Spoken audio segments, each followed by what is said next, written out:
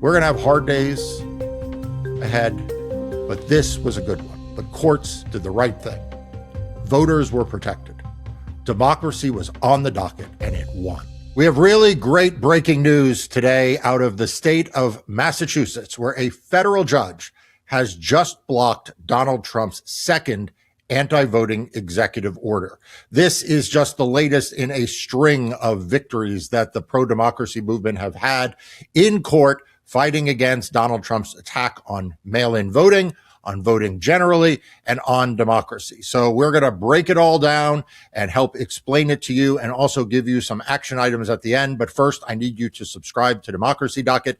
It is the free news outlet I created in 2020 to give you the information, news, and analysis you need to understand what is happening to democracy and elections in court.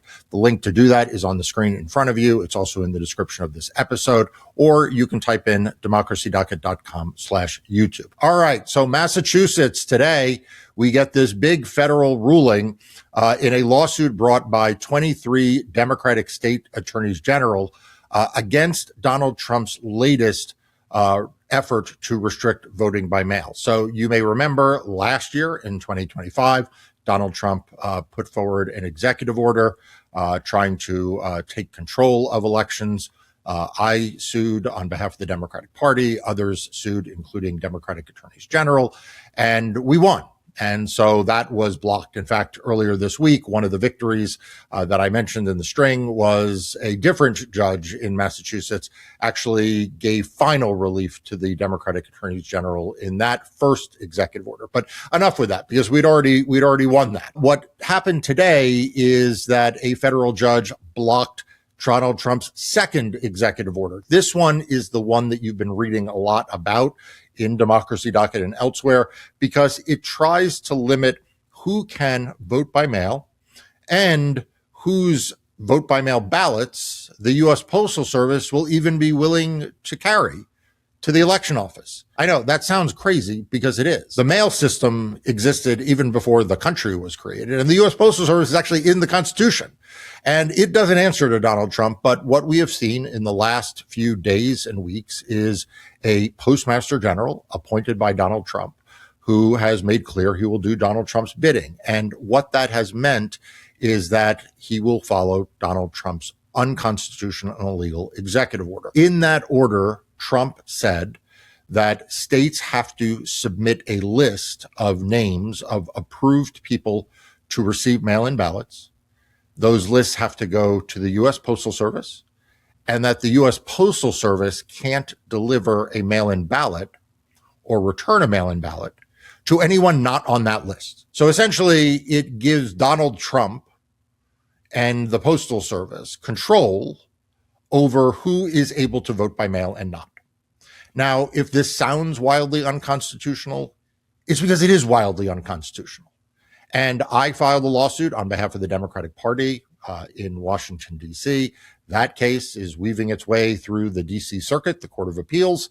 But in the meantime, like I said, a federal judge in Massachusetts looked at this and said, this is crazy. And in her words, quote, the Constitution does not grant the president any specific powers over elections. That is a direct quote from the opinion. This echoes past opinions, other things judges have said about other Trump executive orders, including in the voting arena. But more generally, they might just put a sign in gold over, the Oval Office desk, where Harry Truman used to have a thing that said the buck stops here. Over Donald Trump's desk, it should say, the Constitution does not grant the president any specific powers over elections. Maybe if he has to see that every day in between his naps at cabinet meetings, he could internalize that. Because, in fact, the Constitution does not give the president any specific powers over elections. In fact, the only thing I would change if I were writing that opinion is I'd remove the word specific. The Constitution doesn't give the president any power over elections. The Constitution gives the states the power to set the time, place, and manner of elections. Period. It gives Congress the ability to override some of states' choices through legislation. An executive order is not legislation. An executive order is simply a directive from the president to his subordinates in the executive branch about how to take care that the laws are faithfully executed. Of course, Donald Trump doesn't want the laws to be faithfully executed. So his executive orders are really just true social media screeds put on official letterhead and signed in the Oval Office while his sycophants look on with admiration. Okay, so that's the first thing that this executive order did. But it did one other thing, and this will be very familiar to all of you who have been subscribers to Democracy Docket and have checked out its website. And again, if you're not a subscriber, great time to do it right now. Link is in front of you and in the description below. And that is that it attacked Donald Trump's effort to create a nationwide database of voters, right? If you notice a theme here, you should, right? A lot of what the Trump administration has focused on in the election space is the collection of data, the compilation of data, and the weaponization of data. So what they've tried to do is collect from states lists of every voter, every person who's ever tried to be a voter, every person who's ever registered, and get all of that information from the states. Name, social security number, date of birth, partisanship, whether they're a voter in Democratic primaries or Republican primaries, whether they only vote in general elections, whether they only vote in presidential years or midterms, right? The Department of Justice has been trying to collect all of this data from all 50 states plus the District of Columbia. And they want to get that and they want to put it in a big database in Washington, D.C. And they want that database to then spit out lists of who's eligible to vote that the federal government will then send back to the states and to places like the Postal Service, right? They want to use this national database as a way to remove people that Donald Trump doesn't want to vote. Now, of course, the Republicans will say this is just an effort to screen out non-citizens or to screen out people who have died or have moved. That's a bunch of bullshit. First of all, the states already do that. Second, the states actually have better access to information to do it than the federal government does. But third, and most importantly, how many times have we been told that the administration will act on the merits? It'll only prosecute people on neutral grounds. It won't deploy ICE to go after U.S. citizens, only the worst of the worst. This is an administration that weaponizes every aspect of the federal government. It weaponizes every tool and piece of information it has about citizens. It targets its political opponents, not just the James Comeys and the Tish James, but also the voter registration groups, like we have seen them go after in Ohio. Also, the groups that go after the hateful right, like we've seen them do with the Southern Poverty Law Center. But also individual voters and election officials and ballots that they don't like the results. You know, I wrote a piece for Democracy Docket just very recently about how Donald Trump claims that after the California primaries, he called the U.S. attorney in California and told them to call the state and change the results. After the election's over, they said, Steve Hilton is starting to lose votes. I said, here we go again. And I called up the U.S. attorney in California. They said, we're going to have a number in the next week. Next week. I called up the very powerful, very good U.S. attorney in California, and I said, do me a favor. Take a look. They're trying to steal that election, too. I guess they called up. So over the next week, he was definitely going to lose, but the U.S. attorney called. We want to check your votes. About an hour after the call, ladies and gentlemen, Mr. Hilton has won. So had I not made that call, Steve Hilton would right now be watching the election from home. So I don't know, he would have a great chance, but the election's totally rigged. California's totally rigged. All mail-in ballots. It's a disgrace. I don't actually believe that the state of California changed the results because of any phone call from the U.S. attorney. But do I believe that Donald Trump tried to interfere in the vote counting in California in the primary? Absolutely. Do I believe that he called the U.S. attorney in California and told him that? Absolutely. And did the U.S. attorney in California then issue a press statement saying that there are investigations and maybe prosecutions of voter fraud? Yeah, we know that. And I'm going to put a link to that piece in the description to this episode. But all right. So that's what they've been doing in terms of collecting this data and what they're going to do with it. But what happened in Massachusetts and in a number of other courts I'm going to talk about is the judge said no. Judge just said no. Like, no, you actually can't issue an executive order to force the Postal Service to do a rulemaking, to, do this scheme to limit who can get an absentee ballot. But also, you can't do an executive order to sort of try to collect all this information and do all these database crap. Now, this is not the only victory that we have had in this arena. Many of you know that my law firm and I, we've been challenging the ability of the federal government to get access to these lists from the states, right? So one way to deal with this is say, okay, if the federal government, if you get the list, you can't use them. And that's in many respects what this Massachusetts opinion does. But we've been litigating in state after state after state saying basically you can't force the states to give you this data to begin with. And so far, we have won every case. So far, the Department of Justice is 0 for 9. That's right. In the 31 states it sued, it has so far not won a single case. It has lost everyone, including before 5 judges appointed by Donald Trump. But what happened earlier this week was a big victory in that fight because the Sixth Circuit Court of Appeals, this is a conservative court of appeals, which oversees Michigan, among other states, sided with us and against the Trump administration. So it is the first time a federal court of appeals has ruled on the question of whether or not the federal government, Donald Trump's Department of Justice, can force states to turn over your sensitive voter information. And look, if the Sixth Circuit ruled in our favor, it gives me a lot of hope with the rest of the cases that are still proceeding through the courts. I mean, the Department of Justice has not given up their appeals in a whole bunch of courts of appeals, and there's still more than a dozen cases where the trial courts haven't even ruled. So those cases are still moving through the courts. But this Sixth Circuit victory is certainly a big one because, again, it prevents the data from getting into the system up to the federal government for the federal government to then use to violate people's right to vote. But that wasn't it. There was a third case. That's right, a third case. And this one challenged the SAVE database. This is a federal database that exists involving immigration and whether it can be used to target voters. And in an important decision in the DC trial court, again, the Department of Justice lost. The Department of Homeland Security lost. And the federal judge there said, no, actually, the Privacy Act prevents people's social security numbers, right? Because that's among the data in this SAVE database, prevents that from being used and misused and shared. And so that was shut down. So what Trump's trying to do here is not succeeding, right? He is trying to get the data from the states, and that's the cases that we've been winning.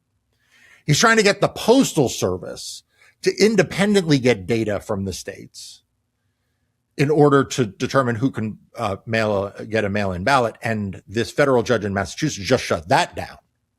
And like I said, I'm litigating a case on that, and that's in the DC Circuit. So the 23 states that just sued won, and hopefully we will prevail in the DC Circuit on a nationwide basis. But that's the second part of this. And then the third is I mentioned another victory that we had in the pro-democracy movement, an organization called Democracy Forward, which I actually helped create and chair their board. They won this case under the Privacy Act about an existing SAVE database and how that data is used. So what do you take from all of this? Well, I think there are like 3 lessons. The first is don't give up hope. I get a lot of comments from folks saying, well, the courts are not going to save us. And almost always what they're talking about is the U.S. Supreme Court. And I can like peer through this screen or through your speaker if you're listening on audio and hear you saying to yourself, maybe you're yelling at me, yes, but what about the Supreme Court? What about the Supreme Court? What about the Supreme Court? Like, yes, the Supreme Court is not great. I mean, the Supreme Court is issuing decision after decision that that I don't agree with. And I've got a couple of big voting decisions pending before them. One of the big mail-in voting case, the Watson case. This is a case about whether or not states may count mail-in ballots that are received after Election Day but are postmarked before Election Day. Now, why does that happen, you might ask? Well, will it shock you to learn that the same Postmaster General who wants to cooperate with Donald Trump, who had to just be blocked by a federal court in Massachusetts, that he's all on board with this master list that Donald Trump wants, about who can mail in their ballots and who the Postal Service will deliver those ballots? Does it shock you to find out that under his tenure, election mail is moving slower and slower? Right? Like, you used to mail something, maybe you mailed it like on a Thursday and it got there by Tuesday. All right, the people who are nodding along, like they're like my age. All right, maybe more recently, like you mailed it on like a Monday and it got there the following Tuesday, right? Like 8 days later. Well, now people are talking about needing to mail more than 2 weeks in advance. 2 weeks for a piece of mail to get to your local county office. I mean, you live in a town, and maybe a town over is the election office. Or maybe you're out of state and you're sending it to another state, but it's still in the same country. And they're saying it won't work even with 2 weeks. Well, we've seen the post office change a whole bunch of rules about what the last pickup of the mail is. Maybe they won't do an afternoon pickup. The routing of the mail, maybe if you're in Oregon and you're mailing something to, Washington, maybe it'll go through California first. Or how about, the rule about postmarks? Yeah, the Postal Service not putting postmarks on your mail the day that you put it in the mailbox or the day you drop it off at the post office, but maybe the next day. All right, everything seems to be moving a little slower. And I know Postal Service is going to say we don't have money and, cutbacks and efficiencies. I'm here to tell you that if you think it's a coincidence that everything I just listed, and that the Postmaster General was appointed by Donald Trump, and that the Postmaster General has decided to go along with this rulemaking and testify before Congress. Hell, I'm going to throw up a clip right here of him testifying before Congress. Yes or no, if a state refuses to turn their absentee voter list over to the federal government, will the Postal Service still mail their ballots under this proposal rule? Under our proposed regulation, no. We would tell the state that we need the manifest in order to, look, what we're asking for. That's the answer. You would tell no. So the proposed rule basically coerces states to conform to these new requirements and hand over their absentee voter rolls or face the consequences of not being able to vote by mail. Some states, that's all they do. Oregon is completely vote by mail. If they say, no, we control the list, the states control the list, we're not going to give it. Oregon has followed Kit 600 since the day they started voting by mail. This is a different issue. This will be a lot different issue. You're telling these states either give the federal government this information, trust the federal government, trust the Trump administration.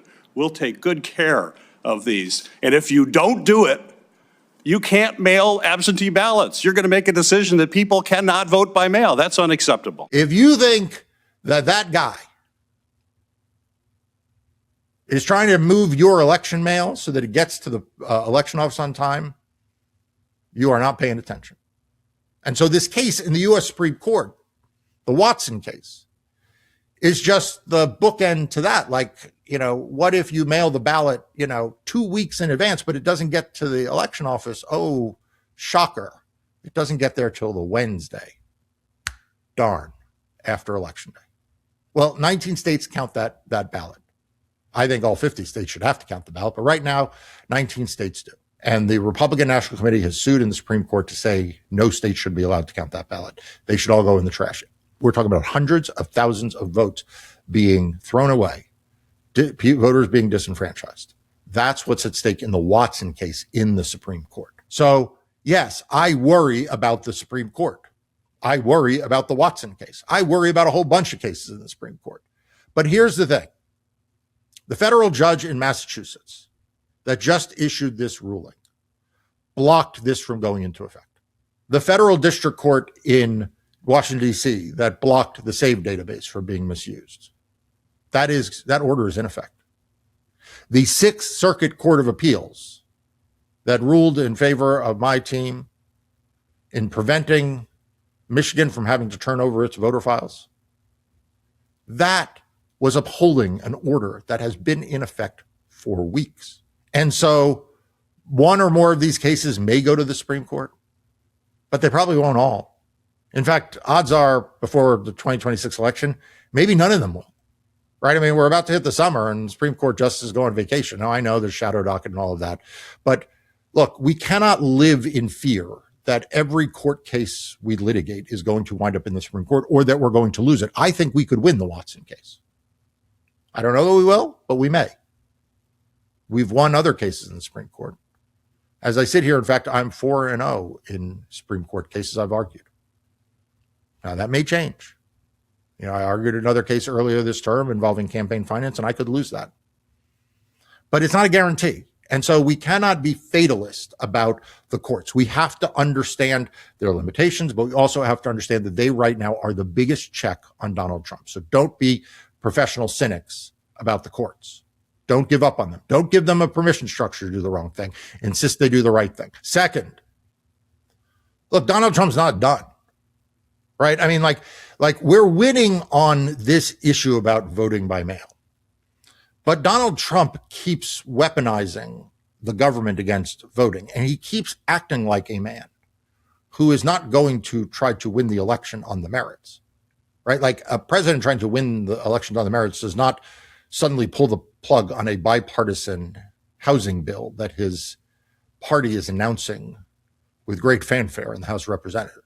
A president who thinks he's winning on the merits does not constantly focus on a ballroom and an arch, right? Like he focuses on gas prices. He focuses on cost of living. He focuses on delivering for the American people, and Donald Trump doesn't do that. A president who thinks he is going to win the elections on the merits is not constantly talking about how he is going to undermine the elections, right? Like he is not constantly bragging that Republicans need to pass a voter suppression bill in order to guarantee that they win. He is not constantly saying that he is calling the U.S. Attorney's Office in California to have them investigate election results he doesn't like, right? This is a man who is not acting like he is expecting to honor the results of free and fair elections in November.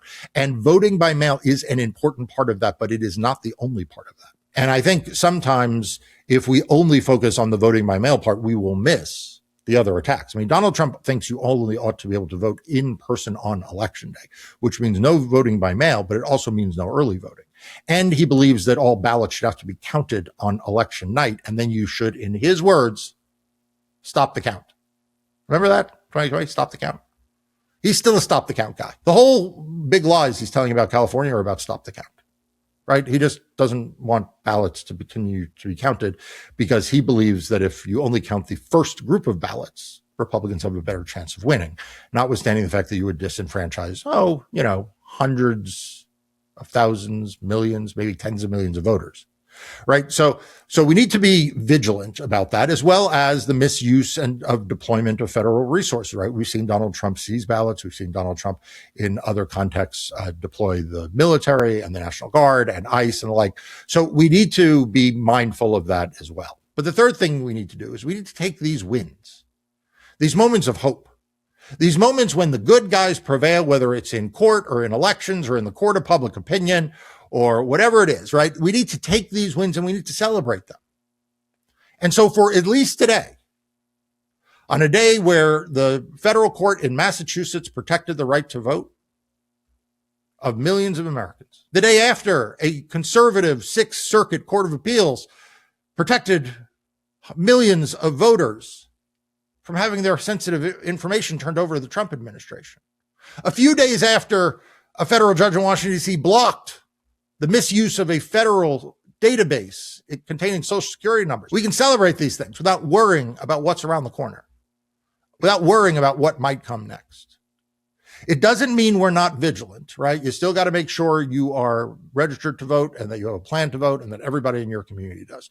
But instead of telling you, as I usually do, to share the news of the threats, I'm now going to ask you to share the news of the wins. Share it. Share this video with people on social media or with your friends and your family. Share a subscription to Democracy Docket with everyone you know so that they are not just prepared for what is bad, but they are hopeful based on what is good. And so the link to subscribe to Democracy Docket is on the screen in front of you. It's also in the description of this episode. And look, we're going to have hard days ahead, but this was a good one. The courts did the right thing. Voters were protected. Democracy was on the docket, and it won. Thanks. I'll see you next time.